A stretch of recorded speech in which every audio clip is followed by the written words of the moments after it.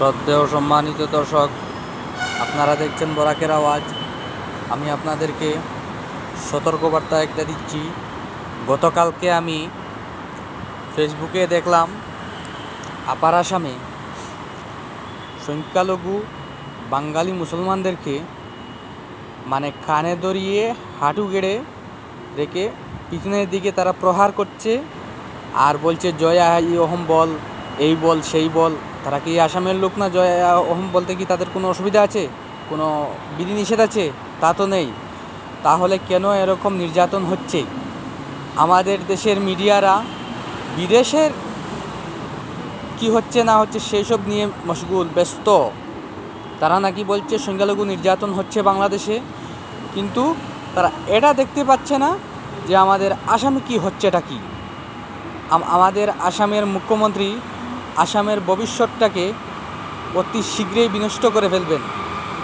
এই লোকের হিংসাত্মক আক্রমণাত্মকতার আসামের উগ্র আসামিসরা অনুপ্রাণিত হয়ে সংখ্যালঘু বাঙালিদের উপর আক্রমণ চালাচ্ছে। গতকালকে ভিডিওতে দেখলাম সদনে মুখ্যমন্ত্রী বললেন, মিয়া মুসলমানক মই অসমত মাটি ল'ব নিদিওঁ, অসমত থাকিবলৈ নিদিওঁ। অসমীয়া মুসলমানক কোৱা নাই, মিয়া মুসলমানক। তার মানে বোঝাচ্ছে সে বাঙালি মুসলমানদেরকে সে মিয়া মুসলমান বলে আখ্যায়িত করছে। যখন মুসলমানদের কাজ শেষ করে ফেলবে, সেরে ফেলবে বাঙালি মুসলমানদের, তখন পরে বলবে বাঙালি হিন্দুদের, মিয়া হিন্দুদের বলে আখ্যায়িত করবে। বাঙালি মানে মিয়া। হ্যাঁ,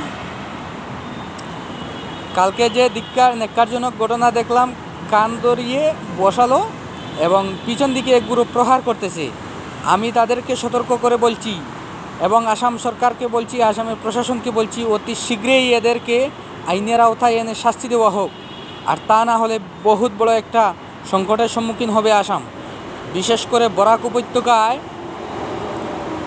উপত্যকায় যত আসামিস আছেন তাদেরকে এমন পিটুনি দেওয়া হবে, তাদের পূর্বপুরুষের বিদায় দক্ষিণ চীনে গিয়ে আশ্রয় নিতে হবে। আর বাঙালি মানে বাংলাদেশে, এটা কেউ কোনো কারো বাপের সাধ্য নেই বলার। বাংলাদেশে তখনই ছিল ভারতবর্ষের অঙ্গরাজ্য, বাঙালিরাও এখানেই ছিল। হ্যাঁ, সেটা হলো আমাদের বাংলার অংশ। পশ্চিমবঙ্গ, বাংলাদেশ এবং আসামের কিছু অংশ এবং ত্রিপুরা আমাদের একই বঙ্গভূমি ছিল।